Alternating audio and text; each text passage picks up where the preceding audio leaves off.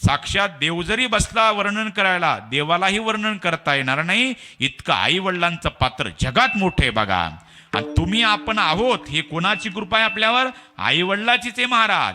देव प्रत्येकाच्या घरात जाऊ शकत नाही, प्रत्येकाची देव सेवा करू शकत नाही, प्रत्येकाची देखभाल करू शकत नाही. म्हणून देवानं काय केलं, आणि आई आणि वडील हे आपल्याकरता दोन दैवत दिले.